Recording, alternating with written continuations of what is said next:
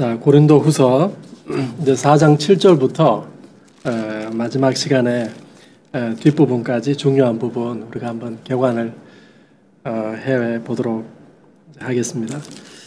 이제 바울이 지금 3장과 4장 서두에 이제 이르기까지 결국 하나님께서 구약 시대 때 이제 모세와 율법을 통해서 이스라엘 통해서 일해 오신 하나님께서 이제 결국에는 예수님 통해서 우리 가운데 그분의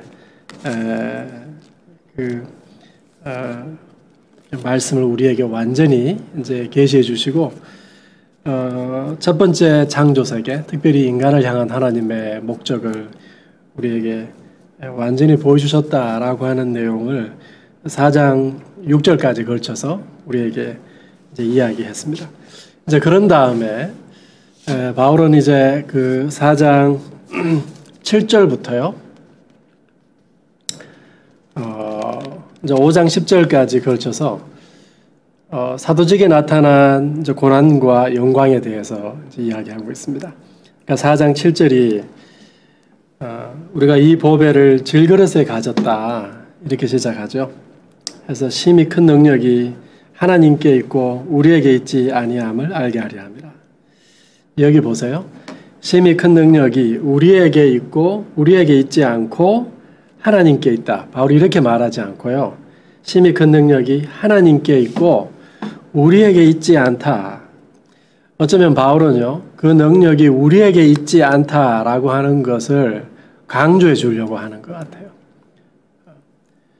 그래서 바울은 질그릇, 여러분 질그릇이 이제 어떤 것인지 아시죠? 1세기에 이제 질그릇은 오늘날 우리가 이제 마트 가면 쇼핑백에다가 물건을 담아주잖아요. 그런 것처럼 아주 흔하게 사용되었던 시장에 그릇 같은 용기가 이제 질그릇이었는데 자기 자신을 그 질그릇에 비유하고 있습니다. 그러니까 사도들, 하나님께 부름받은 일꾼들 자체는 연약하다라고 하는 것이죠. 그들이 그 속에 보배를 담고 있는 것이지 그 그릇 자체가 그 속에 어떤 능력이 있는 것이 아니다. 4장 7절에서 바울이 고린도 교회 성도들에게 다시 그들의 생각을 계속해서 이렇게 교정해 주고 있습니다. 그런 다음에 4장 8절부터 9절은요, 바울의 첫 번째 역경 목록입니다. 바울이 편지에서 4장 그리고 6장 11장에서 자신이 당한 환난과 역경 목록을 3번 이야기하는데 그중에 가장 짧은 것이 4장에 들어가 있습니다. 우리가 사방으로 우겨싸움을 당해도 쌓이지 아니하고 답답한 일 당해도 당하지 아니하고 이렇게 해서 바울이 자기가 당한 역경에 대한 이야기를 하죠. 1세기에 지금 바울뿐만 아니라 정치적인 어떤 리더들이나 철학자들 아니면 군인들도 자기들이 당한 역경에 대한 이야기를 이제 하기를 좋아했다고 해요. 그 역경 목록을 이야기하는 이유는 뭘까요? 그것을 통해서 내가 얼마나 진정성 있는 사람인가라고 하는 것을 이야기하는 거예요. 내가 전하는 도를 위해서 내가 이러한 역경까지도 감수했다라고 하는 것을 이제 아마 말하고 싶었던 거겠죠. 바울이 역경 목록을 3번이나 이야기하는 데는요, 사실 이러한 목적도 들어가 있습니다.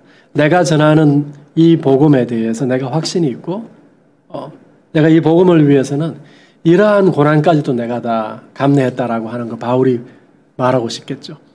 그리고 지금 고린도 교회에 들어와 있는 유대파 교사들을 향하여서는 너희에게는 이러한 고난이 있느냐?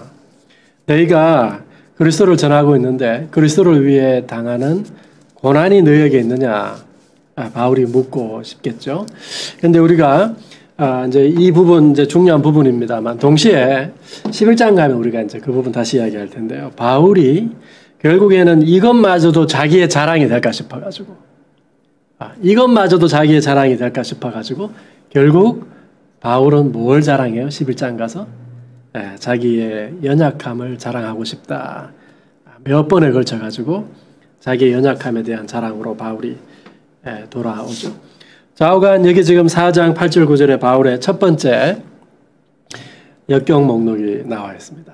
그리고 그 다음에 바울이 내가 예수의 죽음을 항상 몸에 짊어지고 다닌다. 11절도 마찬가지죠. 내가 지금 살아있지만 항상 예수를 위하여 죽음에 넘겨진다. 그리스도의 고난에, 이 땅 가운데 있을 때부터 그리스도의 고난에 동참했다라고 하는 것이죠. 그 고난에 동참한 이유는 뭔가요? 그리스도의 생명, 그리스도께서 부활하셔가지고 다가올 하나님 나라의 새로운 세대의 생명, 그 생명에 이미 참여해 있죠. 근데 그 생명에 내가 앞으로 이제 5장에서 이야기합니다만 죽어서 그 완전한 생명에 내가 참여할 소망을 바울이 가지고 있습니다. 종말적인 소망과 기대죠. 그것뿐만 아니라 지금 여기에서부터도 성령을 통해서 지금 이 땅 가운데에서부터도 우리가 새로운 생명을 살아가게 되는 거죠. 여러분, 그것이 그리스도인의 삶이죠. 예수님과 바울과 신약 성경의 저자들은 일관되게 우리가 이 땅 가운데에서부터 새로운 생명을 소유하게 되었다, 이렇게 이야기합니다. 여러분, 생명이라고 하는 것은요, 그게 어떻게 드러나나요? 우리가 생명 가지고 있다라고 하는 거 어떻게 알 수 있나요? 제가 지금 생명을 가지고 있습니까? 제가 살아있다라고 하는 거 여러분 어떻게 아세요? 제가 말하기도 하고 제가 지금 이렇게 서 있잖아요. 그렇죠? 그걸 통해서 여러분이 제가 살아있다, 생명을 가지고 있다라고 하는 거 아시잖아요. 영적으로도 마찬가지입니다. 우리가 다음 세대의 생명을 가지고 있다라고 하는 거 어떻게 알 수 있습니까? 생명이라고 하는 것은요, 그것을 살아냄으로 내가 그것을 소유하고 있다라고 하는 걸 알고 있는 거죠. 알게 되는 거죠. 내가 복음에 합당한 새로운 삶을 살아냄으로써 내가 복음에 약속하는 생명을 소유하고 있구나라고 하는 거 우리가 알게 되는 겁니다, 여러분. 그렇기 때문에 그리스도인의 삶 있죠. 복음에 합당한 삶을 사는 것 굉장히 중요합니다. 바울이 여기에서 내가 그리스도의 죽음과도 하나가 되고 그리스도가 얻으신 생명과도 하나가 된다. 지금 이 땅에서부터. 나중에 죽어서 완전하게 거기에 이르겠지만 지금 이 땅에서부터도 내가 그 생명과도 하나가 된다. 이것은 바울이 내가 그리스도와 연합했다라고 하는 그의 중요한 생각을 설명할 때 바울이 사용하기 좋아하는 표현이에요. 내가 그리스도와 함께 죽고 그리스도와 함께 살았다. 이것을 통해서 바울은 계속해서 이제 그리스도의 고난을 살아가는 것이죠. 그래서 그 고난을 통해서 여러분, 고난 당하는 그 자체가 목적인가요? 그 고난을 통해서 내가 그리스도와 더 깊이 연합하고 그 고난 자체가 주는 유익도 분명히 있습니다만 그 바울이 당한 그리스도의 고난은 뭘 지향하는 건가요? 교회를 세우기 위해서 그리스도께서 바울에게 남기신 고난이라고 했죠. 그리스도도 하나님의 백성 공동체를 남기시기 위해서 십자가의 고난을 당하신 건 맞죠? 저와 여러분도 마찬가지입니다. 우리가 당하는 고난이요, 어떤 추상적인 고난, 우리가 고난을 즐기는 사람들은 아닙니다. 우리는 아주 선명하게 이 고난을 교회를 세우기 위해서 우리가 당한다라고 하는 이 확신을 가지고 있는 사람들이죠. 자, 바울이 그리스도의 죽음, 고난과 그 부활 생명에 내가 지금도 참여했고 그 부활 생명에 내가 완전하게 내가 나중에 참여하게 될 거다라고 바울이 이야기합니다. 그래서 바울이 4장 16절 18절 보면요, 우리가 잘 아는 말씀이죠. 16절, 우리 그 사람은 낡아지나 속 사람은 날로 새로워진다. 이제 바울이 이렇게 이야기하는데 여기서 그 사람은요, 첫 번째 창조에 속한 사람을 바울이 이야기하는 것 같아요. 이 첫 번째 창조 속한 우리 몸 있죠? 이거 점점 더 지금 낡아져 가죠. 바울을 향해서 많은 사람들이 네가 외모로도 형편없고 그런 공격을 했을 때 바울은 그걸 다 이제 그 말이 맞다 인정을 하고요. 오히려 우리의 그 사람은 더 낡아질 거다 인정을 하는 거죠. 더 낡아질 거다. 그렇지만 새 창조에 속한 우리의 속 사람은 날마다 새로워진다. 그리고 날마다 지금 여기에서부터 내가 새로운 생명을 살아가는 것이죠. 속 사람이 가지고 있는 새로운 생명이죠. 여기에서부터 그것이 날로 새로워지고 궁극적으로는요, 그것이 완전해질 날이 있을 거다. 이것이 5장의 내용입니다. 그래서 5장 1절부터 7절까지 바울이 부활 생명, 부활의 몸이 지니는 영광에 대한 이야기를 5장 서두에서 이제 하고 있죠. 그리고 이제 5장 8절부터 10절은 그것이 종말에 이제 완전해질 것인데요. 그 종말에 바울이 서게 될 그리스도의 심판대에 대한 이야기를 합니다. 이 그리스도의 심판대는 어떤 사람들에게는 너무나도 수치스럽고 피하고 싶은 자리가 되겠죠. 그러나 바울은 그 자리를 사모하는 거예요.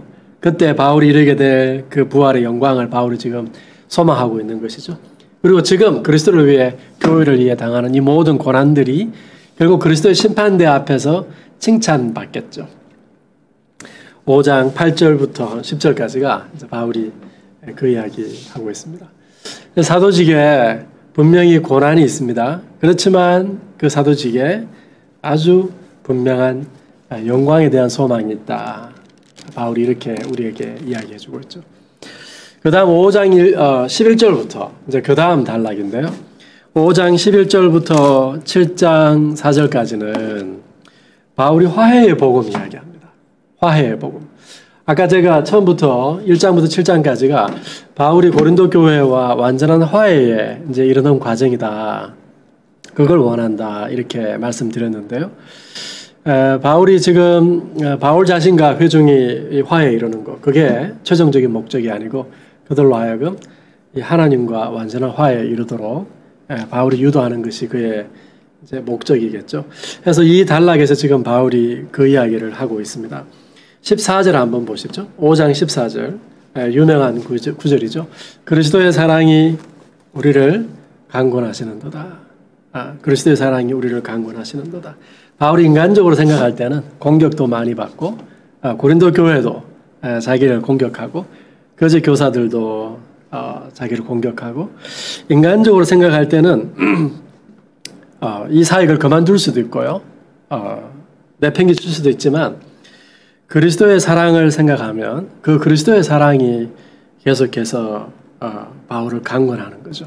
그래서 그 그리스도의 사랑에 붙잡혀 가지고 계속해서 바울이 그리스도의 대사로 화해의 사도로 고린도 교회에서 이 사역을 해 나가고 있습니다. 그 그리스도의 사랑은 우리 가운데 구체적으로 어떻게 나타났나요? 그게 이제 5장 14절부터 5장 마지막 절까지 바울이 설명해 주고 있는 바입니다. 5장 14절에 우리가 생각하건대 한 사람이 모든 사람을 대신하여 죽었은즉 모든 사람이 죽은 것이다. 여기에서 바울이 이제 예수께서 모든 사람을 위하여 죽으셨다 이렇게 얘기하고 있습니다. 우리말 개역개정에 대신하여 죽었다 이렇게 번역해 놨습니다. 이게 아주 이제 구체적인 어떤 형태를 염두에 두고 있는데요. 이제 이 전치사는 영어의 for에 해당하는 헬라어 단어입니다. 누구누구의 유익을 위해서, 우리를 위해서, 우리의 유익을 위해서. 예수께서 우리의 유익을 위해서, 유익을 위하시는 방법은 여러 가지겠죠. 우리를 대신해서 죽으실 수도 있고요. 그분이 돌아가셨는데 모든 사람이 죽었다라고 바울이 이야기하고 있죠. 이것은요, 한 사람과 그 모든 사람 사이에 연대, 하나됨, 뭘 전제하고 있거든요. 다시 말해서 그리스도께서 우리를 대신하여 죽으셨다라고 하는 걸 말할 뿐만 아니라 그리스도께서 우리 모두를 대표하여서 죽으셨다라고 하는 것을 이야기해요. 그리스도께서 인간으로 오셨잖아요. 예. 그리스도께서 우리와 동일한 인간으로 오셨습니다. 그래서 인간의 삶에 참여하셨죠. 인간이 되심으로. 그리고 자기 자신을요, 죄인들과 동일시하셨어요. 하나로 여기셨습니다. 그래서 자기 자신을 인간의 죄인들과 하나로 여기시고 동일시하시고 그들의 삶에 참여하셔서 그들을 대표하여, 그들을 대신하여 십자가 위에서 죽으셨다라고 하는 것이죠. 자, 여러분 이것이 바울이 여기에서 이제 그리스도와의 연합을 이런 방식으로 이제 설명하기 시작하는데요. 예수께서 한 사람이 모든 사람을 위하여 죽으셨다. 그래서 모든 사람이 죽은 것이나 마찬가지다. 왜냐하면 그 한 사람이 모든 사람을 대신하고 대표했기 때문이다. 그가 먼저, 예수께서 먼저 인간의 삶에 참여하시고 죄인들과 자신을 동일시 하셨다라고 하는 것이죠. 그래서 이제 우리가 예수께서 먼저 구속사 속에 들어오셔서 자기 자신을 우리와 연합하신 거거든요. 이걸 우리가 구속사적인 연합 이렇게 표현합니다. 그래서 예수께서 먼저 역사 속에서 구속사 속에서 지금 우리가 그리스도와 연합할 수 있는 역사적인 근거를 마련하신 거예요. 그가 먼저 인간이 되셔서 역사 속에서 인간의 삶에 참여하시고 죄인들과 자기 자신을 동일시한 것이죠. 심지어 예수께서 인간의 삶에 참여하실 뿐만 아니라 어디에도 참여하셨나요? 인간의 죽음에까지도 예수께서 참여하셨죠. 인간의 죽음에 참여하셨을 뿐만 아니라 5장 15절에 보니까 예수께서 어디에까지 참여하셨나요? 하나님께서 하나님의 백성들에게 새로운 생명을 주시려고 하나님께서 계획하셨는데 그곳에 가장 먼저 들어가신 참여하신 분이 누군가요? 우리를 대표하셔서 예수께서 그 부활 생명에 가장 먼저 들어가셨다라고 하는 거 15절이 이야기하고 있죠. 그래서 예수께서 우리를 대표하시고 우리를 위하셔서 죽으시고 예수께서 다시 살아나신 거예요. 그래서 이 역사적인 사실에 근거해서 이제는 우리는 우리 가운데 오신 성령에 힘입어 우리가 이제 예수님의 죽음과 부활에 참여하고 이제는 우리가 우리 자신을 예수님과 하나로 여기고 동일시해서 그 예수님의 죽음이 우리의 것이 되고 그 예수님의 부활이 우리의 것이 되었다라고 하는 이 그리스도와의 연합에 대한 아주 중요한 본문이 이 14절과 15절입니다.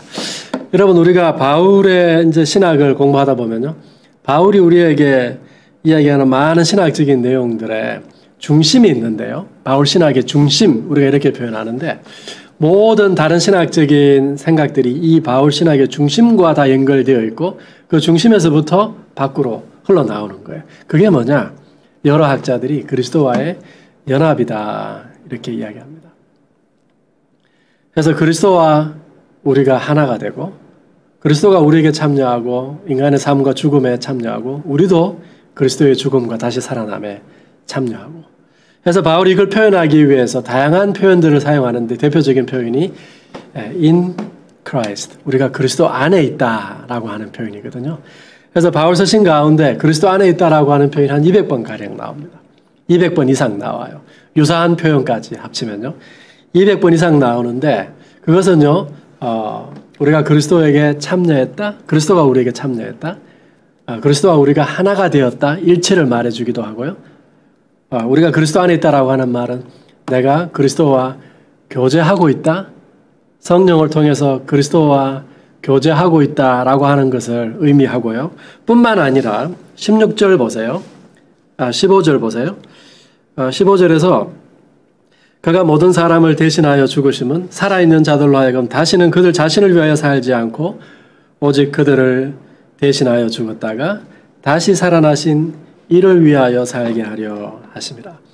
해서 예수께서 우리를 위하여 죽으시고 우리와 하나가 되셔가지고 성령을 통해 우리가 이제 그리스도 안에 있는데요.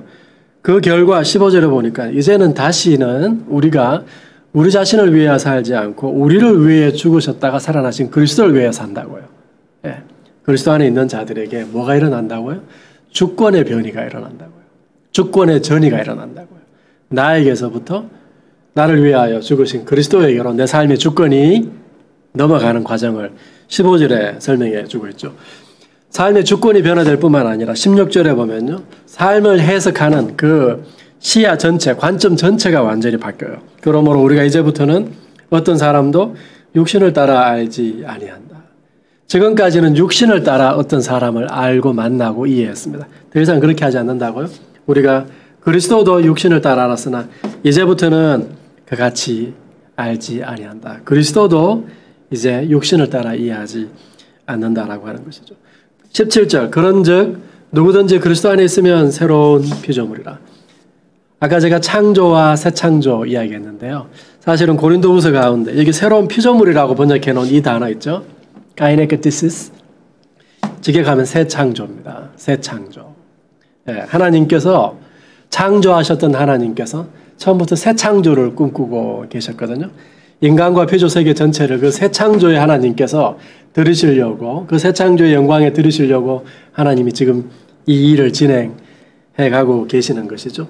근데 그 새 창조가 누구에게 임했다고요?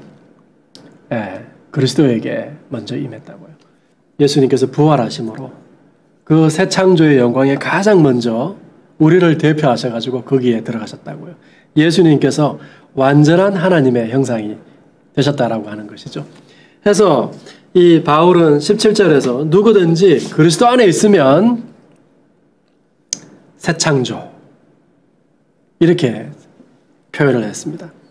여기 17절에 이 이제 구문이 재미있는 구문인데 누구든지 그리스도 안에 있으면 이게 지금 종속절이죠. 그 다음에 주절에 주어와 동사가 없고 주격 보호만 있습니다. 누구든지 그리스도 안에 있으면 새 창조다 이 말이에요. 누구든지 그리스도 안에 있으면 개역개정은 그렇기 때문에 그는 새로운 피조물이다 이렇게 아마 번역을 하고 있는 것 같아요. 누구든지 그리스도 안에 있으면 그곳에는 이미 새 창조가 일어났습니다. 이렇게도 번역할 수 있습니다. 이미 새 창조가 일어났습니다. 그리스도 안에 있으면. 왜냐하면 그리스도 안에 완전한 새 창조가 일어났기 때문에 그리스도 안에서 그와 하나가 되어가지고 우리도 그 새 창조를 지금 여기서부터 맛볼 수 있습니다. 옛 사람은 지나가고 그 사람은 지나가고 이제 속 사람의 새로운 생명을 우리가 살아가기 시작한 것이죠. 이전 것은 지나갔으니 보라 새 것이 되었도다. 우리가 이 땅 가운데 살지만 이 세대 가운데 살지만 다음 세대의 생명, 새 창조에 속한 다음 세대의 생명을 살아가기 시작한 것이죠. 그 새 창조의 생명은 여러분 그 생명이 어떻게 나타난다고요? 아까 제가 이야기했죠. 생명은요 외적인 삶의 방식으로 반드시 드러나게 되어 있습니다. 그러니까 그리스도인들이 새로운 정체성만 가지고 있는 사람이 아니고요. 그 정체성에 부합한 새로운 삶의 방식, 구별된 삶의 방식을 가지고 있는 사람들이 그리스도인들이겠죠. 그래서 고린도전후서에서 바울이 그 정체성에 부합한 새로운 삶의 방식을 재형성해 가고 있는 거예요. 그래서 2장에서 우리가 이미 살펴봤습니다만 권증이라고 하는 이 사건을 통해서 이 공동체를 움직이고 있는 이 공동체의 기준이 다른 데 있구나. 이 공동체는 전혀 다른 토대 위에 세워져 있는 공동체구나. 라고 하는 거 우리가 그 권증을 통해서 확인할 수 있는 것이죠. 그래서 지금 이 17절에 그리스도 안에 있으면 거기에는 이미 새 창조가 있습니다. 새 창조가 이미 일어났습니다. 이제 옛 사람에 속해 있던 그 삶은 지나가고 이제 그 사람에게 새로운 삶이 임했습니다. 다음 세대의 하나님 나라가 임했습니다. 예수님의 언어로 하자면요. 다음 세대의 새 창조가 임했습니다. 이렇게 말할 수 있는 것이죠. 그 예수 그리스도의 그 그리스도와의 연합, 그리스도와의 연합을 통해서 결국 하나님께서 이루신 중요한 사역이요. 화해의 사역입니다. 그 18절부터 21절까지 그 화해의 사역에 대한 이야기를 하고 있죠. 모든 것이 하나님께로서 났으며 그가 그리스도로 말미암아 우리를 자기와 화목하게 하시고 또 우리에게 화목하게 하는 직분을 주셨으니 여기 화목해 한다. 화해케 한다. 화목해 한다. 이렇게 이제 번역을 해놓았습니다. 여러분 이 화해시킨다라고 하는 것은요. 1세기 아주 흔한 이제 사회적인 용어인데 양자가 싸우다가 화해하는 거. 여러분 우리 시대에도 흔하잖아요. 근데 여기 이제 18절에서 바울이 지금 설명하는 이 화해 개념의 중요한 특징들이 있습니다. 이 화해케 한다라고 하는 동사의 주어가 일관되게 누군가요? 하나님입니다. 하나님께서 우리를 자기에게로 화해케 하신다. 이렇게 이야기하고 있습니다. 19절도 마찬가지죠. 하나님께서 그리스도 안에 계시사 세상을 자기에게로 자기와 화해케 하신다. 화목케 하신다. 바울이 이렇게 이야기합니다.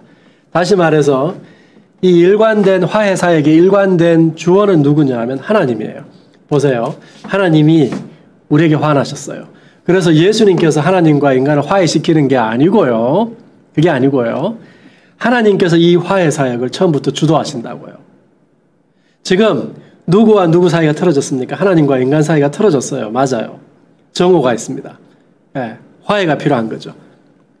그러면 지금 피해자는 누구예요? 인간이 하나님을 거부한 거잖아요. 인간이 나서야 되겠죠. 그렇죠? 근데 누가 나섰다고요? 하나님이 이 화해 일을 위해 하나님께서 발벗고 나서셨다라고 하는 거 지금 바울이 그 주어를 가지고 중요하게 우리에게 설명해 주고 있습니다. 하나님이 이 화해 사역의 주어다라고 하는 거. 그 다음에 그 화해 사역의 통로가 누구냐? 그리스도로 말미암아. 그리스도로 말미암아 하나님이 화해시키셨다. 이렇게 이야기하고 있죠. 그리스도로 말미암아 이 말은 구체적으로 무슨 뜻인가요? 21절 보니까요. 하나님이 죄를 알지도 못하신 이를 우리를 대신하여 죄로 삼으셨다. 이게 죄로 삼았다라고 하는 것은요. 하나님이 제일 싫어하는 게 죄잖아요. 근데 십자가 위에서 하나님께서 가장 싫어하시는 그 죄를 다루듯이 예수님을 다루심으로 하나님께서 우리를 자신에게로 화해시키셨다라고 하는 것이죠. 19절에도 마찬가지입니다. 그들의 죄를 그들에게 돌리지 아니하셨다. 그래서 예수께서 십자가 위에서 죄가 되심으로 하나님께서 예수를 죄로 삼으심으로 그 십자가의 사역을 통해서 하나님이 우리를 자신에게로 화해시키셨다라고 하는 개념이 여기에 들어가 있죠. 이 화해 사역에 여러분 근원은 어디에 있겠습니까? 바울이요. 이 지금 고린도후서 5장뿐만 아니라 로마서 5장에도 화해 사역에 대한 설명을 하고 있거든요. 하나님의 사랑. 하나님이 우리가 아직 죄인 되었을 때에 아들을 우리를 위하여 희생하심으로 자기의 사랑을 우리에 대한 하나님의 사랑을 확증하셨다. 바울이 로마서 5장에서 이야기하죠. 이 하나님의 화해의 노력은 그분의 사랑, 그분의 언약적인 의로우심에서부터 출발하죠. 여기에 보니까 하나님의 사랑이라고 하는 표현은 없는데 그 대신 아까 우리가 읽었던 5장 14절에 무슨 표현이 있나요? 그리스도의 사랑이라고 하는 표현이 있네요. 그래서 이 하나님의 사랑과 그리스도의 사랑에서부터 이 하나님과 그리스도의 화해 사역이 출발했다라고 하는 개념이 여기에 지금 담겨져 있습니다. 그래서 예수님 통해서 하나님께서 세상을 자기 자신에게로 돌리신 거예요. 예수님 통해서 인간에게 하나님께서 말을 걸어오신 것이죠. 18절에는 우리를 자기에게 화목케 하셨다 이렇게 되어 있는데 19절은 그 범위를 훨씬 넓혀져가지고요. 우리뿐만 아니라 세상이라고 해놨네요. 세상. 하나님의 피조 세계 전체로 하나님의 화해 사역의 범위를 확대시켜 놓았다라고 하는 걸 알 수가 있습니다. 여기 18절에서 하나님의 화해 사역의 1차적인 수혜자가 된 사람들이 누굽니까? 18절에는 우리죠. 우리, 바울을 비롯해가지고 사역자들 아마 일컫는 것 같습니다. 바울은요, 복음을 전할 때 항상 하나님께서 자기 자신에게 먼저 은혜를 베푸셨다. 이 복음의 핵심이 하나님의 은혜와 하나님의 화해케 하심인데 그것의 1차적인 수혜자가 자기 자신이었다라고 하는 거죠. 아브라함 언약도 보면요. 아브라함 통해서 열방이 하나님의 복을 받게 될 텐데 그 전제가 뭡니까? 네가 먼저 복을 받는다라고 하는 것이죠. 네가 먼저 복이 되면 너로 말미암아 하나님의 복에 참여하는 열방이 반드시 일어나게 될 거다라고 하는 것이죠. 여기도 마찬가지입니다. 바울 일행이 먼저 하나님과 화해한 다음에 하나님은 그 화해의 복음을 보내기 위해서 먼저 그 화해에 참여한 사람들을 부르신다라고 하는 거죠.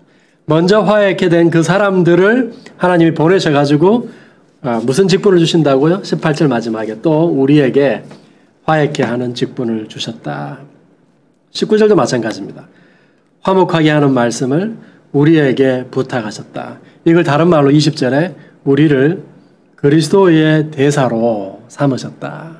그리스도의 사신으로 우리를 삼으셨다. 그래서 20절 마지막에 그리스도의 대사로 보냄받아가지고 성도들에게 얘기하죠. 너희는 하나님과 화목하라. 여기 너희가 화목하라. 너희가 화목하는 것처럼 번역해 놓았는데요. 사실은 수동태예요. 하나님의 화해 사역을 다 진행해 놓으셨습니다. 그리스도를 통해서 그걸 수용하라라고 하는 겁니다. 화해케 되어져라. 직역하자면 너희가 하나님과의 화해를 수용해라.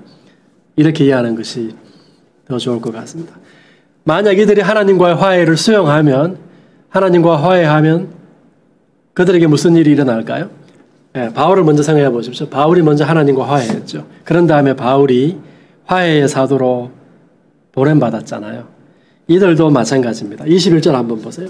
하나님이 죄를 알지도 못하신 이를 우리를 대신하여 죄로 삼으신 것은 우리로 하여금 그 그리스도 안에서 하나님의 의로우심이 되게 하려 하심이라. 예수를 우리를 위하여 보내셔가지고 그 예수로 말미암아 화해케 하는 사역을 하나님이 하셨는데, 그렇게 하신 이유는 뭐냐? 우리로 하여금 못 되게 하시려고요? 그리스도 안에서 하나님의 의로움이 되게 하시려고. 자, 하나님의 의로움이라고 하는 단어가 나왔네요. 여러분, 의로움이라고 하는 단어가 나올 때마다 사실 신학자들이 긴장하거든요. 긴장하는데 문맥에 따라 다르게 좀 이해할 필요가 있습니다. 이제 여기에서는요, 하나님의 의로움이 된다, 바울이 이렇게 표현했잖아요. 의롭게 여겨진다 이렇게 표현하지 않고 하나님의 의로움이 된다. 하나님은 참 의로우신 분이거든요.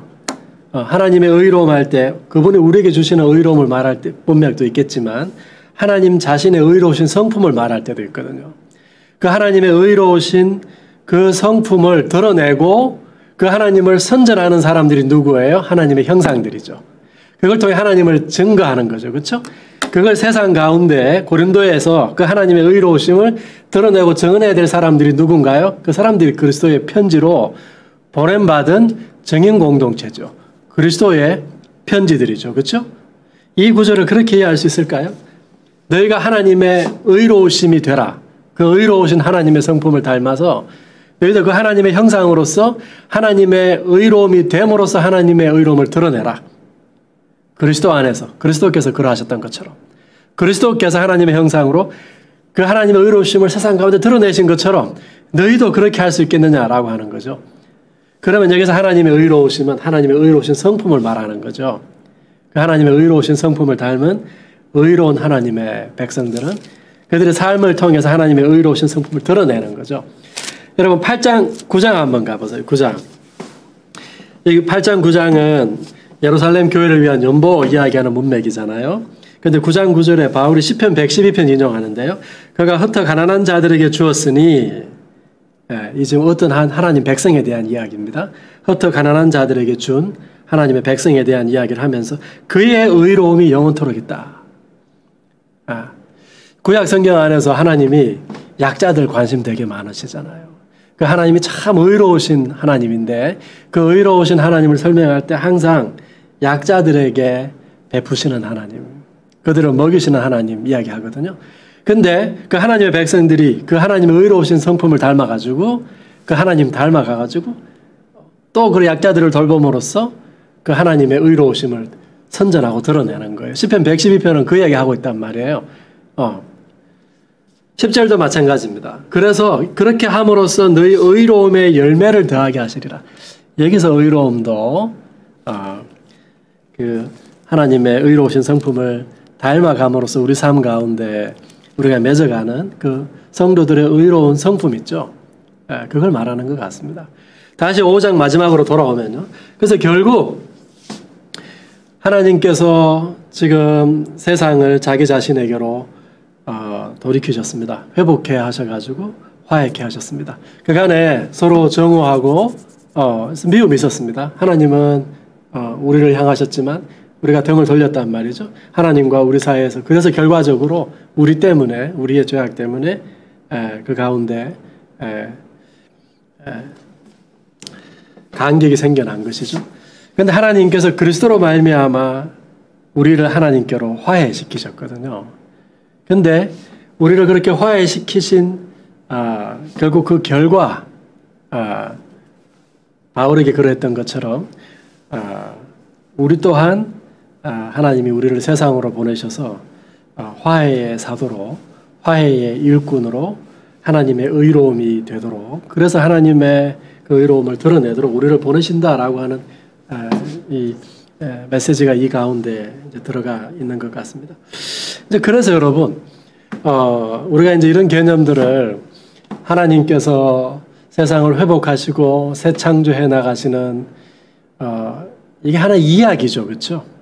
하나의 명제로 담아내기에는 굉장히 크잖아요. 그래서 하나 이야기에 담아낼 수 있는데 하나님이 세상을 회복하시고 구원하시고 더 영화롭게 하나님이 새 창조해 나가시는 과정입니다.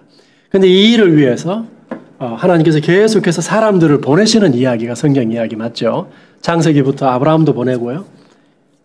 이스라엘도 보내시고 신약 성경에 오니까 예수님도 보내시고 요한복음 20장에 보면 예수님이 21절에 아버지가 나를 보내신 것처럼 이렇게 말씀하셨잖아요. 아버지가 나를 보내셨다 이렇게 말씀하세요. 아버지가 나를 보내신 것처럼 나도 너희를 보낸다. 예수님 그렇게 이제 말씀하시죠. 하나님의 세상을 회복하시고 하나님을 드러내고 증언하시기 위해서 인간들로 하여금 그 하나님의 복 가운데 참여하도록 하나님께서 계속해서 누군가를 보내세요. 그런데 하나님이 계속해서 누군가를 보내실 뿐만 아니라 하나님이 스스로 그 일을 하시는데 삼위 하나님께서 아버지 하나님께서 아들 하나님을 세상 가운데 보내시고 성령 하나님을 우리 가운데 보내심으로 하나님이 친히 그 일을 하시죠. 하나님이 친히 그 일을 하신다. 그 가운데 우리가 그 일을 위해서 보냄받았다라고 하는 거예요. 여기 지금 바울이 자기 자신을 그리스도의 대사로 소개하고 있죠. 6장 1절 보세요. 우리가 화해의 직분을 받았다. 18절에 19절에 화해의 말씀을 받았다. 20절에 화해의 대사로 보냄받았다. 6장 1절에도 우리가 하나님의 동역자로서 한 단어입니다. 원래는 우리가 하나님의 동역자로서 너희를 권한다. 하나님이 자신의 일에 바울을 동역자로 함께 일하는 자로 부르셨다라고 하는 거예요. 21절에 바울은 고린도 교회 회중에게도 우리 전체가 그 하나님의 의로우심이 됨으로써 그 하나님의 의로움을 우리가 드러냈으면 좋겠다라고 하는 메시지를 이 가운데 바울이 이야기하고 있습니다. 여러분 5장 14절부터 6장 1절까지 이 본문 가운데 굉장히 많은 내용들이 이제 이 가운데 들어가 있죠. 그래서 화해의 복음을 바울이 선포하고요. 그 화해의 복음을 위해 우리 가운데 오셔서 결정적으로 이 화해를 이루신 분이 아들 하나님이다. 그래서 아버지 하나님의 그 뜻을 아들 하나님의 사역을 통해서 결정적으로 이루셨다라고 하는 것을 이 본문을 통해 이야기하고 있습니다. 그래서 바울은 1차적으로는요. 그리스도를 통해 하나님이 무슨 일을 하셨는가 그것을 설명하는 데 관심이 많습니다. 그래서 그리스도를 통해 하나님께서 화해 사역을 하심으로 우리를 어떻게 회복시키셨는가 바울은 어떻게 자신이 회복되었는가 자기가 회복된 다음에 어떻게 그 회복의 사도로 보냄받았는가 이야기해주고 있죠. 그리고 회중을 자기와 마찬가지로 하나님과의 화해를 경험한 다음에 마찬가지로 그 화해의 사역을 위해 세상 가운데로 나가서 그 일을 감당하도록 그 회중을 지금 여기서 형성하고 있는 것이죠. 내가 그리스도의 편지다. 내가 그리스도의 대사인 것처럼 내가 그리스도와 함께 일하는 자인 것처럼 너희도 그리스도의 편지로 고린도 가운데 보냄받았다라고 하는 강력한 메시지를 이 단락에서 전하고 있습니다. 이 화해의 복음에 대한 올바른 반응은 무엇일까요? 하나님께서 예수를 희생함으로 십자가 위에서 희생하심으로 바울과 여기서 말하는 우리와 고린도 교회 성도들과 세상 전체를 하나님께로 화해시키셨잖아요. 여기에 대해서 어떻게 반응하는 것이 올바르게 반응하는 걸까요? 6장 1절 2절 보면요. 하나님의 은혜를 헛되이 받지 말라. 지금이 은혜 받을 만한 때다. 그리고 이 화해의 사도로 그리스도의 대사로 먼저 보냄받은 바울은요. 이 그리스도의 대사 화해의 직분을 올바르게 감당하기 위해서 자기가 어떻게 사역했는지 행했는지 설명하고 있죠. 그 6장 3절부터 두 번째 역경 목록이 나오고 있습니다. 6장 3절 우리가 이 직분이 비방을 받지 않게 하려고 무엇에든지 아무에게도 거리끼지 않고 여기에서부터 환난과 궁핍과 고난과 매맞음과 갇힘과 난동과 쭉 바울이 당한 그 역경 목록이 길게 이제 소개되어 있죠. 그래서 이 화해의 복음의 직분을 받아서 이 화해 그리스도의 대사에 합당한 삶을 살기 위해서 바울이 어떻게 행했는지 이야기해주고 있습니다. 그런 다음에 6장 11절부터 보세요. 바울은요 고린도인들에게 마음을 넓히라 이렇게 이야기하고 있습니다. 무슨 말인가요? 하나님께서 세상을 자기 자신에게로 이제 화해시키셨습니다. 하나님과 화해한 사람들이 이제 새로운 하나님의 가족이 형성이 된 거죠. 하나님과는 화해했는데 그 새로운 가족 가운데 그 하나님의 자녀들끼리 화해하지 않고 있으면 되겠습니까? 지금 바울은 이제 6장 11절 12절에 우리의 마음은 이미 너희를 향하여 이미 넓혀졌다. 13절에 너희도 마음을 넓히라. 너희도 우리를 향하여 마음을 넓히라. 7장 2절 보세요. 마음으로 우리를 영접하라. 이제 우리가 완전한 화해에 이르자 이렇게 이야기하고 있죠. 그 가운데 6장 14절부터 7장 1절까지 바울이 이 완전한 화해에 이르자라고 이야기하는 그 가운데에 이 삽입단락이 들어가 있습니다. 여러분, 너희가 하나님의 성전이다. 어찌 벨리알과 조화되고 우상과 일치할 수 있겠는가? 이제 바울이 이 메시지를 전하고 있습니다. 하나님이 성전인 너희 가운데 두루 행하고 있다. 그러면서 너희가 더러운 것 만지지 말고 구별된 삶을 살라 이야기 이제 하고 있죠.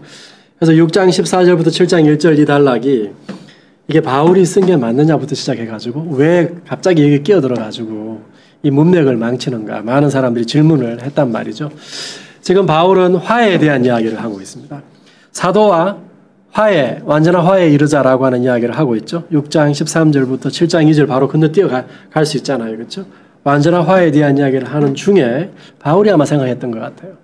이들이 하나님과 완전한 화해에 이르지 못한다면 사도와 화해에 이른다라고 하는 것이 의미가 없겠죠. 이 성도들이 어떻게 하나님과 완전한 화해에 이룰 수 있을까요? 이들이 누구인가요? 하나님의 성전이라 말이죠. 성전이 무엇입니까? 하나님이 거하시는 곳이죠. 하나님이 거하시는 곳이죠. 동시에 이 하늘과 땅을 이어주는 것이 성전이죠. 하나님과 사람을 이어주는 것이 성전이잖아요. 고린도 교회 회중 자체가 이 하나님의 성전으로 부름받았다라고 하는 거죠. 그렇다면 그 하나님의 성전답게 그 가운데 있는 모든 더러운 것 다 제해야 되겠죠. 너희가 더러운 거 만지지도 말라. 바울이 이야기하잖아요. 고린도 교회 가운데 아직도 해결하지 못한 우상의 문제, 엄난함의 문제, 다툼의 문제, 우리가 12장 마지막에 가서 첫 시간에 우리가 살펴봤습니다만 고린도 교회 가운데 아직 하나님 앞에 해결하지 못한 삶의 모습들이 있습니다. 그거 해결하라고 하는 것이죠. 너희가 하나님과 완전히 화해하라고 하는 것이죠. 그래야 사도와도 완전히 화해할 수 있겠죠. 그런 다음에 7장 5절부터 16절까지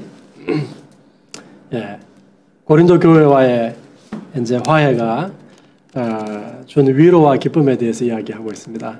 그래서 마게도냐에서 디도를 만나가지고 좋은 소식 이제 들었습니다. 그래서 고린도 교회가 크게 근심했습니다. 바울의 이 눈물의 편지 받고 크게 근심했지만 결국에는 회개에 이르게 하는 근심이었다. 여러분, 세상적인 근심은 그냥 걱정하고 말잖아요. 그러나 하나님 뜻대로 하는 근심은 우리로 하여금 회개케 하고 결국에는 우리로 하여금 좀 더 성숙한 신앙에 이르게 하는 거죠.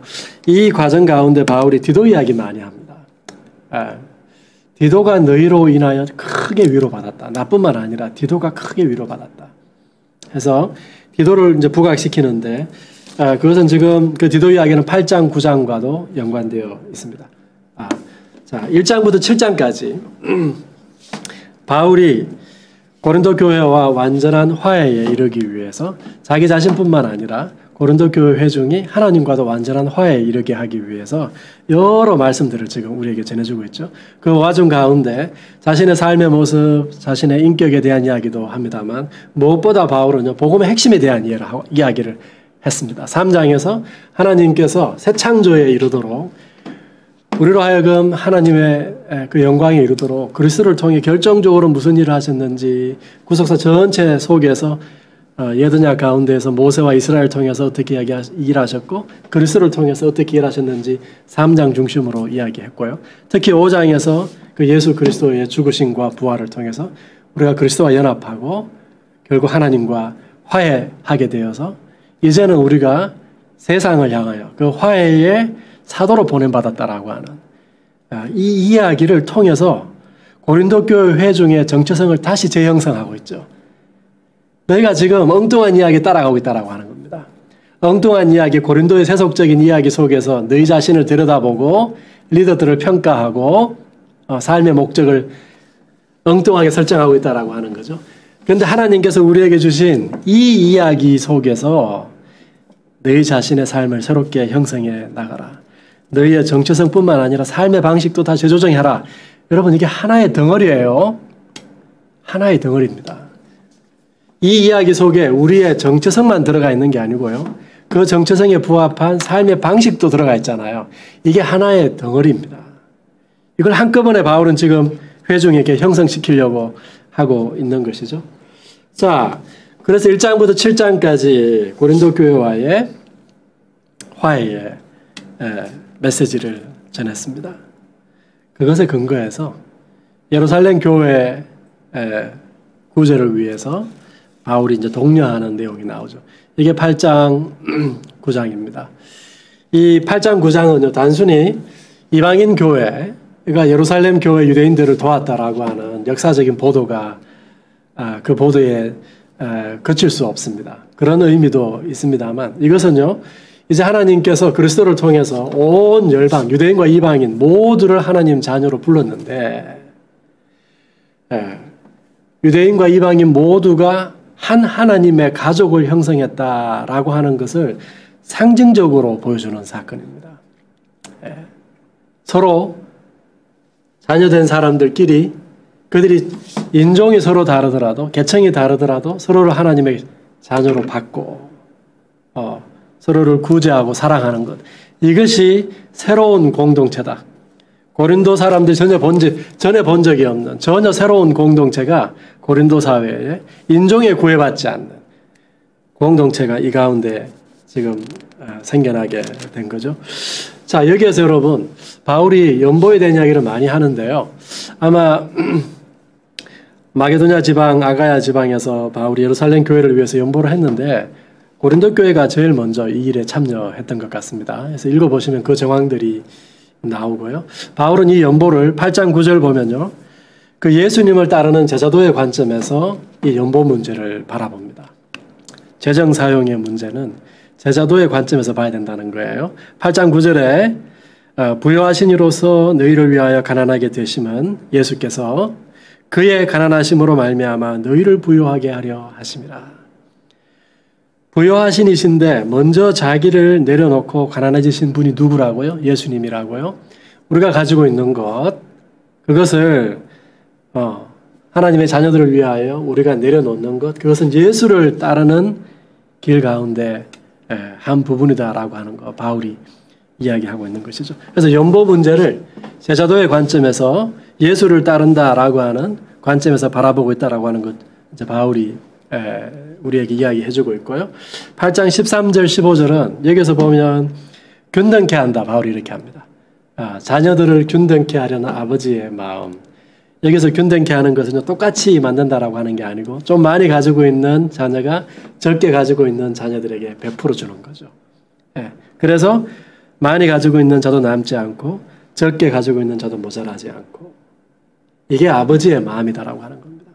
뭘 전제하고 있나요? 하나님의 새로운 가족이 형성되었다라고 하는 걸 전제하고 있습니다. 여러분, 1세기에 바울이 개척한 지중해 연안에 세워나갔던 초대교회 공동체들이 가지고 있는 중요한 특징들이 있는데요. 아까 6장 마지막에 내가 성전이다. 그래서 거룩한 공동체. 성적인 문란함으로부터 떠나고 너희가 하나님의 성전이 되어서 하나님과 동행하는 거룩한 공동체. 초대교회 굉장히 중요한 표지였습니다. 동시에 사랑의 공동체. 이제 하나님을 아버지로 모시는 자녀들이 여러분 가족 가운데 아버지와의 관계만 있는 게 아니잖아요. 아버지가 제일 흐뭇해하실 때가 언젠가요? 저도 자녀가 셋 있는데요.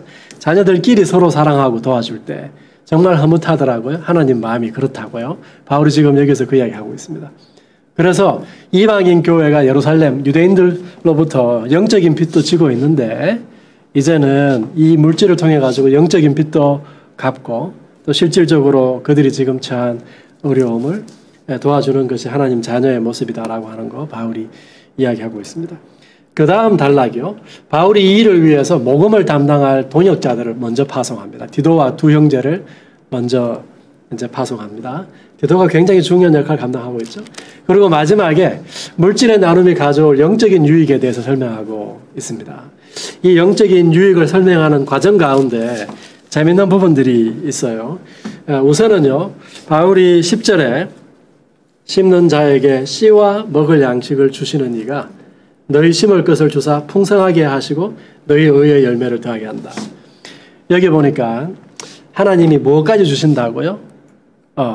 이 사람들이 지금 고린도 사람들이 지금 꽤 좀 부유해요. 열매를 많이 가지고 있습니다. 근데 너희가 거둔 그 열매의 씨앗 누가 줬냐라고 하는 거예요. 그 씨앗 하나님이 주셨다라고 하는 것이죠. 너희가 일할 수 있도록 그 양식대를 따라 누가 주셨는가? 하나님 주셨다라고 하는 거죠. 다시 말해서 바울은 지금 뭘 요구하는 거예요? 예루살렘 교회 성도들을 돕자라고 이야기하면서 너희가 가지고 있는 것, 그건 누가 주셨냐라고 하는 거예요. 사람들이 내가 열심히 일해가지고 내가 열심히 일해서 남긴 소산 내 마음대로 쓰는데 무슨 문제가 있냐 이렇게 생각하기 쉽잖아요. 바울이 묻고 있는 거예요. 네가 일할 수 있는 은사, 그 누가 줬느냐? 그 은사, 제가 여러분 날 때부터 타고난 은사들 있잖아요, 사람들이. 하나님 주셨다라고 하는 거예요. 하나님이 씨도 주시고 양식도 주시고 더 풍성하게 채워주셔가지고 내가 가지고 있는 것 아닌가라고 하는 것이죠. 하나님이 그것을 즐겨내는 자를 사랑하시고 더 나눌 수 있도록 넘치게 채우신다라고 하는 이야기 7절, 8절 하고 있습니다. 9장 9절, 10절에 의로움이라고 하는 단어 아까 우리가 살펴봤습니다. 그래서 구절을 통해서 우리가 의로우신 하나님의 성품을 닮아가고 하나님을 닮아감으로써 우리가 하나님을 드러낼 수 있는 거거든요. 구약 성경의 이스라엘 백성들이 그랬습니다. 하나님이 가난한 자들에게 특별히 관심이 많았어요. 하나님 부자는 싫어하시나요? 아닙니다, 여러분. 만약에 우리가 부자만 대우한다면요, 그것은 우리가 그 인간을 대접하는 게 아니고요, 존중하는 게 아니고 부를 존중하는 거잖아요. 그런데 우리가 가난한 자까지도 존중한다면요, 인간을 과연 존중하는 거죠. 하나님이 가난한 자, 약자들을 사랑하시는 이유는 뭔가요? 약자를 사랑하심으로 하나님을 보여주시려고 하는 건 뭐예요? 하나님은 인간을 귀하게 여긴다라고 하는 거 보여주시려고 하는 거죠. 바울이 여기서 말하는 것도 아마 그와 같은 걸 겁니다. 너희가 그 하나님의 의로운 성품 닮아가라. 그걸 통해서 하나님의 의로움이 되라. 아까 5장 21절에 이제 같은 말입니다. 그래서 이걸 통해서 결국 재밌게도요. 11절 이하에 보면 결국 이 모든 일들을 통해 하나님께 감사와 영광이 더 풍성하게 넘칠 거다 이야기하죠. 13절 보니까 이 증무로 증거를 삼아 너희가 그리스도의 복음을 진실히 믿고 복종하는 것과 너희가 그리스도의 복음을 진실되게 믿고 복종하는 것, 이제 그것이 드러나는 것이죠. 바울은요, 이 구제에 참여하는 것을 그리스도의 복음에 복종하는 일로 설명하고 있네요. 그렇죠, 여러분? 13절에? 이제 왜 그렇습니까? 여러분이 가지고 있는 복음의 개념과 이게 잘 조화가 됩니까? 바울은요, 이제 하나님께서 예수 그리스도를 통해서 유대인과 이방인 모두를 인종적인 구분과 사회적인 계층의 구분, 남녀의 구분 할 것 없이 그들을 다 부르셔서 하나님의 새로운 가족, 한 가족을 삼으셨다. 이것이 1세기 바울이 전한 그 복음의 중요한 한 부분이었던 것이죠. 그것에 순종하는 삶을 살라라고 하는 겁니다. 그 자녀 가운데 어려움 당한 자녀가 있을 때 너희가 서로 돌보는 것이 복음에 순종하는 삶이다. 이렇게 8장 9장에서 바울이 예루살렘 교회 구제를 위한 독려를 합니다. 자, 만약에 성도들이 여기까지 동의한다면요, 이제 바울은 가장 어려운 문제를 다룰 준비가 되어 있는 거예요. 여기에서 제가 서두에서 잠깐 개론적으로 이야기했습니다. 바울에 대한 많은 공격들이 있었습니다. 외모에 대한 공격, 그렇죠? 예.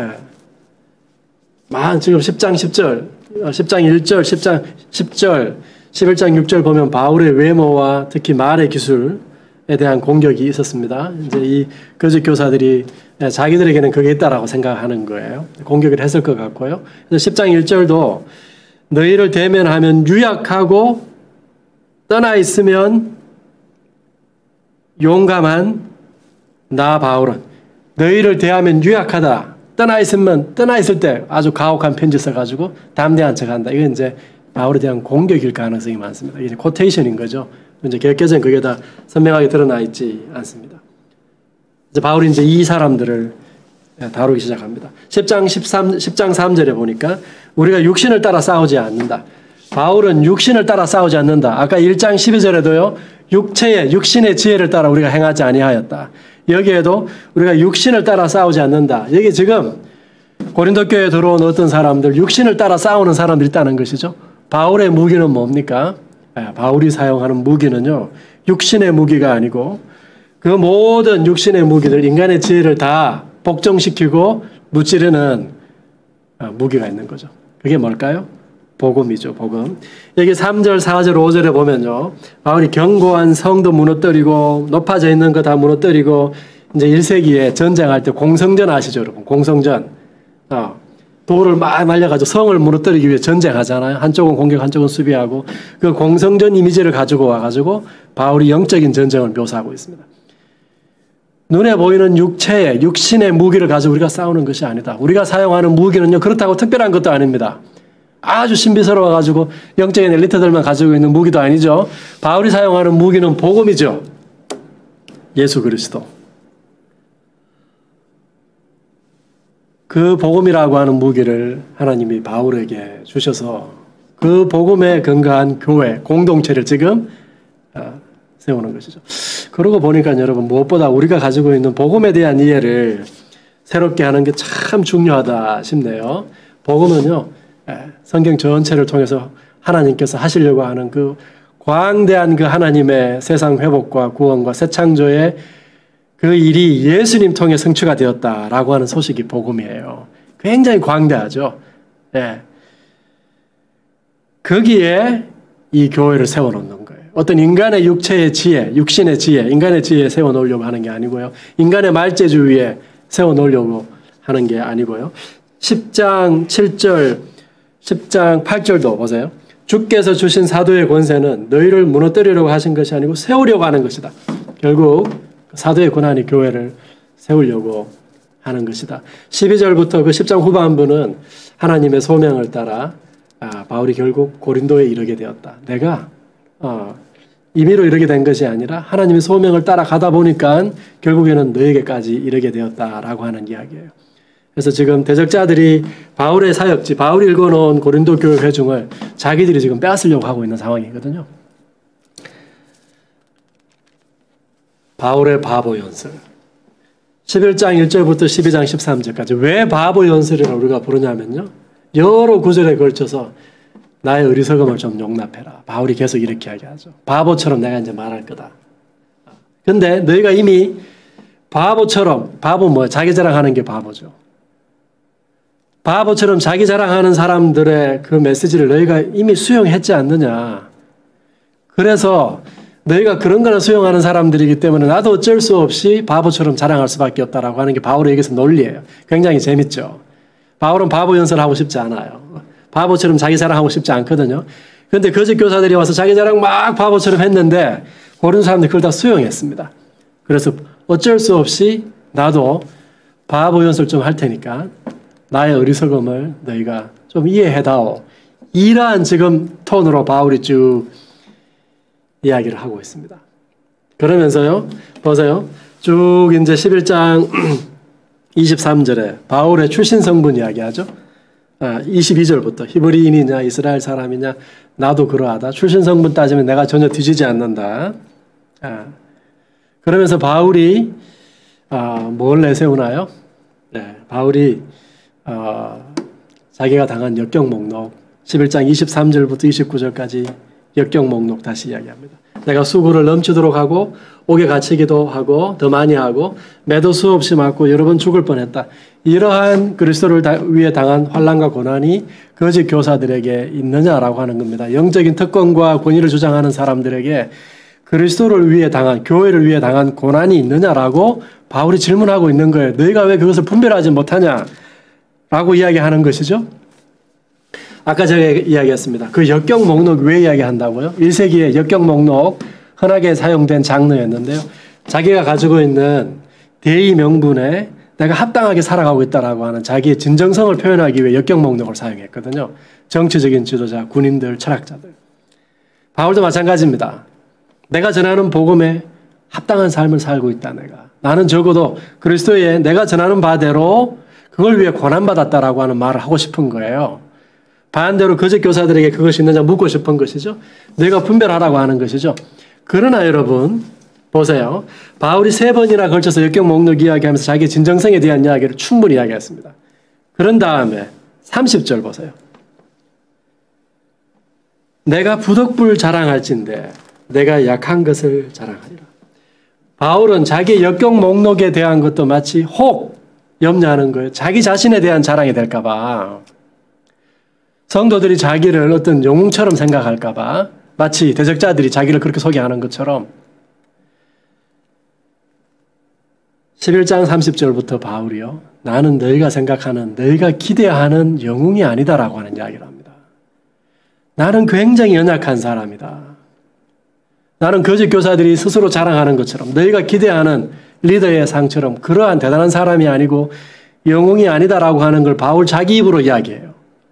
나에게 고난이 있고 진정성이 있지만 그렇다고 내가 영웅이 아니요. 내가 한 이 모든 일이 내 능력 때문에 된 게 아니다라고 하는 것을 바울이 여기서부터 이야기하는 거예요. 뭘 자랑하고 싶다고요? 내 연약함을 자랑하고 싶다. 내 연약함을 자랑하고 싶다라고 이야기하죠. 바울이 자랑하는 첫 번째 연약함은 뭐냐면요. 자기가 다메섹에서 아주 수치스러운 모양으로 탈출한 이야기하는 거예요. 이게 지금 다메섹 탈출 이야기를 바울의 고난의 일부로, 고난의 자랑에 대한 일부로 보려고 하는 사람이 있는가 하면 아주 수치스러운 바울의 과거 행적을 소개하는 것이라고 보는 사람이 있고 저는 후자가 더 문맥에 부합하지 않나 싶어요. 바울은 아주 의기양양하게 종교적인 열심을 가지고요. 다메섹으로 향했습니다. 그가 다메섹을 떠날 때는 어떻게 떠났나요? 밤에 망태기 자루에 담겨가지고 아주 수치스러운 모습으로 도망갔거든요. 이건 영웅적인 모습이 아니죠. 나는 너희가 기대하는 영웅이 아니야. 나는 아주 연약한 인간일 뿐이야. 바울이 그렇게 이야기하는 것 같아요. 12장에서도 마찬가지입니다. 환상과 계시 바울에게 없는 거 아닙니다. 환상과 계시. 근데 환상과 계시를 소개하면서도요. 결국 이거는 이게 무슨 내용인지 바울이 이야기하지 않죠. 그리고 그 환상과 계시가 하나님께로부터 왔다라고 하는 거. 하나님은 나는 모르거니와 하나님은 아신다. 2절 3절에 2번이나 얘기하죠. 이게 하나님께로부터 왔다. 계시를 주신 하나님에게 방점이 있지. 그 계시 일방적으로 받은 사람에게 그게 무슨 큰 자기 종교적인 특권과 능력으로 자랑거리가 되겠습니까? 12장 5절에 나를 위하여는 약한 것들 외에 자랑하지 않는다. 12장 6절에 왜 그런가요? 마지막에 나를 보는 바와 내게 듣는 바에 지나치게 생각할까 두려워하여 그만두노라. 누가 실제로 인간 바울은 아주 연약한 자인데 그것에 지나치게 바울을 영웅시하거나 필요 이상의 지나치게 영적인 지도자로 바울에게 권위를 주려고 한다든가 그걸 막기 위해서 바울이 지금 얼마나 여러분 애쓰고 있는지 보셔야 되는 거죠. 그것의 결정타가 뭐냐. 자기 연약함 가운데 가장 연약한 것에 대해서 바울이 이야기하는데 그게 뭐냐면 육체의 가시예요. 육체의 가시는요. 바울의 육체의 질병이라고 아까 제가 이제 이야기했죠. 대적자들이다라고 보는 사람들이 있고 육체의 질병이다라고 보는 사람들이 있습니다만 이 육체의 질병이라고 한다면요. 거짓 교사들이 아마 자기 자신이 가지고 있는 질병도 사도가 고치지 못한다. 그에게 능력이 없다. 하나님께서 바울을 통해 말씀하시느냐. 계속 질문했잖아요. 그것에 대한 바울의 이제 내용일 수 있고요. 동시에 육체의 질병 가지고 있는 사람, 바울이 3번이나 이렇게 기도한 것은요, 굉장히 심각했다라고 하는 말이죠. 바울도 이것 때문에 복음에 덕이 되지 않는다라고, 선교에 덕이 되지 않는다라고 생각할 정도로, 그러니까 3번 바울이 강구했을 수 있죠. 그랬는데 그 바울의 연약함에 대해서 하나님 뭐라고 하셨나요? 내 은혜가 네게 족하다. 이 말은요, 그만큼 줬으면 됐지 이 말이 아니에요. 지금 있는 그대로 충분하다. 내 은혜가 넘친다. 충만하다라고 하는 뜻이에요. 이는 내 능력이 약한 데서 온전하여짐이라. 하나님의 능력이 바울의 연약함 가운데에서 더 온전하게 나타난다고요.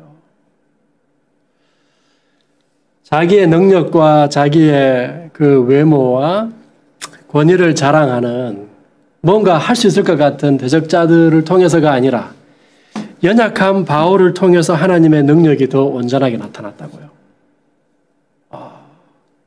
바울이 고린도후서 4장 7절에도 이야기했죠.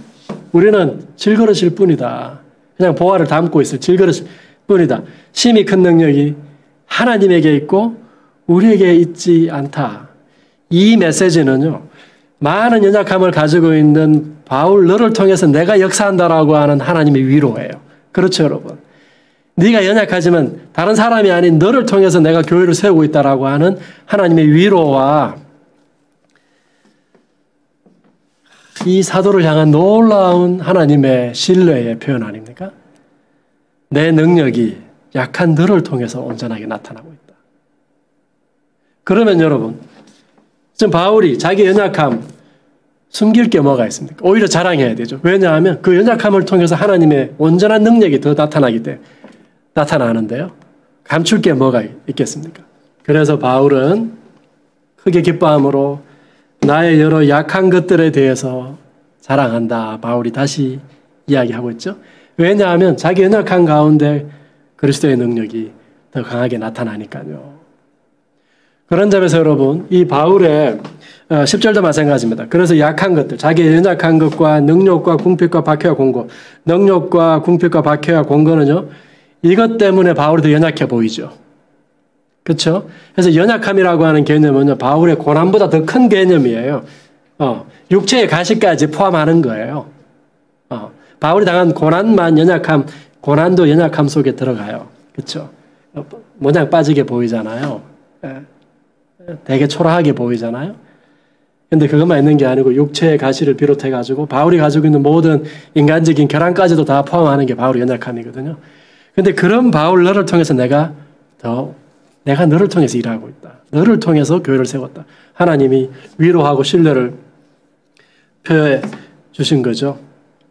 그렇기 때문에 이 바울의 연약함 통해서 하나님의 능력이 더 온전하게 나타났다라고 하는 이 메시지는요, 기본적인 문맥이 선교적인 문맥이에요. 바울의 사역적인 문맥이죠. 그렇죠? 근데 우리가 이것을 좀 확대해 볼 수 있습니다. 바울은 이미 고린도후서 5장에서부터요, 능력이 우리에게 있지 않다. 우리 인간의 그 사람은 더 후패해져 간다. 근데 결국 우리가 하나님이 준비해 놓으신 완전한 영광에 들어갈 것이다. 이야기하죠. 그래서 인간이라고 하는 존재가 원래 하나님 앞에 연약한 존재 아닙니까? 우리가 우리 자신의 연약함을 자각하고 깨달을 때만, 고백할 때만, 그때만 우리가 들어갈 수 있는 하나님의 은혜의 경지가 있습니다. 그런 점에서 내 능력이 약한 데서 온전해진다라고 하는 것은 선교적인 문맥, 목회적, 사역적 문맥에서 1차적으로 바울이 이야기했는데요. 이걸 확대시켜 보면요, 사실은 우리가 인간론적 문맥 속에서 인간이라고 하는 존재 자체가 하나님과의 관계 속에서 그러합니다. 우리의 연약함을 고백할 때만 우리가 진정한 하나님의 은혜와 능력 속으로 들어갈 수 있습니다. 그런데 자기의 능력을 자랑하고 과시하는 사람들, 그가 사도든지 성도든지 간에 하나님의 은혜와 능력을 매개할 수 있을까요? 깊은 하나님의 은혜와 능력 속으로 들어갈 수 있을까요? 제가 지금 시간이 다 돼서 거의 다 왔습니다만 윤 목사님 한 10분만 더, 5분만 더 하고 제가 마무리 지을게요. 여기 지금 바울이 내가 약할 때 하나님의 능력이 내게 더 온전하게 머문다. 이것은 바울의 개인적인 경험 맞죠? 사역적인 경험이었을 겁니다. 그런데 그것이 바울의 개인적인 경험일 뿐만 아니라 13장 3절, 13장 4절 보세요. 13장 4절에 보니까 연약함 속에서 하나님의 능력을 경험한 분이 계세요. 그가 누구신가요? 그리스도께서 약하심으로 십자가에 못 박히셨으나 하나님의 능력으로 살아계시니 우리도 그리스도 안에서 연약함을 경험하나 하나님의 능력으로 그 그리스도와 함께 산다. 자, 우리가 연약한 가운데 능력을 경험하는 것은 누구 안에서요? 그리스도 안에서. 그 그리스도는 누군가요? 십자가 위에서 모든 인간, 어떤 인간보다 더 극도의 연약함을 경험하신 분이에요. 그 속에서 그 극도의 연약함 가운데에서 뭘 경험하셨어요? 하나님의 그 살리시는 완전한 부활의 능력을 경험하신 분이 예수님이죠. 그런 점에서 여러분, 바울의 연약함과 이 하나님의 능력에 대한 묵상은요, 자기의 이 선교적인, 목회적인 사역 문맥에 대한 묵상을 초월하는 거예요. 그것은 그리스도의 사역에 대한 묵상으로부터 나오는 겁니다. 그리스도께서 십자가 위에서 가장 연약한 존재로 모든 인간을 대표하셔가지고 십자가 위에 달리셨죠. 가장 연약한 존재로 하나님 앞에 도움을 호소했을 때 하나님께서 그 연약한 그리스도를 다시 살려내신 것이죠. 부활의 능력으로, 성령의 능력으로 살려내신 것이죠. 우리도 그 그리스도와 연합하여 그 그리스도의 죽음과 부활에 참여하게 될 겁니다. 바울이 이야기하죠. 우리 그 사람은 후패한다. 그래서 우리가 가지고 있는 지금 육신에 이 육신 있죠. 더 연약해질 겁니다. 저와 여러분이 더 연약해져서 결국 우리가 죽음을 당하게 되겠죠. 그런데 우리가 당하는 죽음은요, 죄의 결과가 아닙니다. 그것은 연약함에 그칠 수 있지만 더 이상 죄의 결과가 아닙니다. 왜 그렇습니까? 예수님의 죽음과 부활을 통해서 그 죽음이요, 더 이상 죄의 결과가 아니라 완전한 부활 생명으로 들어가는 관문으로 바뀐 거예요. 예수님의 부활을 통해서 죽음이, 하나님 백성의 죽음이 이제는 더 이상 죄의 결과가 아니요, 완전한 구원, 새 창조의 영광으로 들어가는 관문으로 바뀌었다라고 하는 거예요. 우리가 그리스도와 하나가 되어서 그리스도의 죽음과 부활에 참여할 때 그렇다라고 하는 거죠. 자, 그래서 바울이 이야기하죠. 내가 약할 때 그때에 강하다. 내가 약한 그때에 더 강하다. 이것은 바울의 사역 가운데서 바울이 경험한 바이기도 하고요. 동시에 가장 하나님 앞에 인간적인 모습이기도 하죠. 우리가 가장 약한 그 죽음의 순간에 우리의 몸이 호련히 변화되어 가지고 완전한 구원 속으로 저와 여러분이 들어가게 될 겁니다. 그래서 그 12장 12절에 나의 사도된 표가 무엇이냐 바울이 이야기하죠. 바울에게 사도된 표, 바울에게요, 표적과 기사와 능력이 없었던 건 아닙니다. 표적과 기사와 능력이 과연 바울에게 있었습니다. 그러나 그것보다 바울이 먼저 뭘 이야기하죠? 모든 오래 참음에 대해서 이야기하잖아요.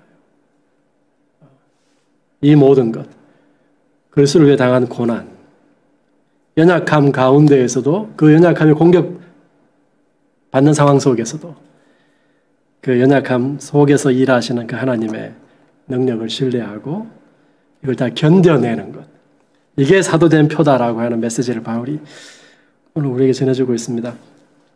그래서 12장, 13장 마지막에, 이제 13장에는요, 바울이 이제 내가 세 번째 교회 방문할 텐데, 이제 내가 가면은 너희에게 이런 모습, 너희가 다 이제 해결하고, 변화된 모습으로 내가 만났으면 좋겠다. 내가 그러지 않을 경우에는 이제는 내가 가서 사도의 권한을 가지고, 내가 이제 교회를 바로 세우겠다라고 하는 아주 강력한 경고를 바울이 여기에 던지고 있습니다. 13장 10절에 이 모든 것이 너희를 세우기 위함이다.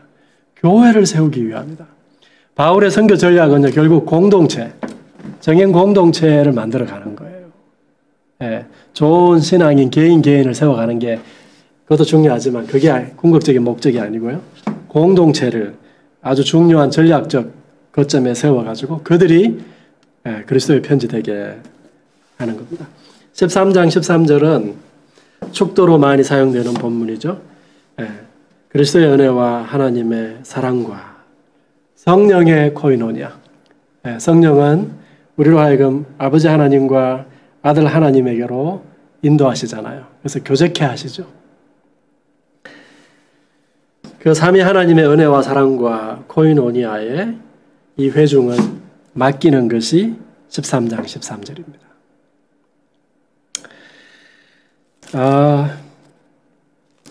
네, 여러분 장시간 경청해 주셔서 감사를 드립니다.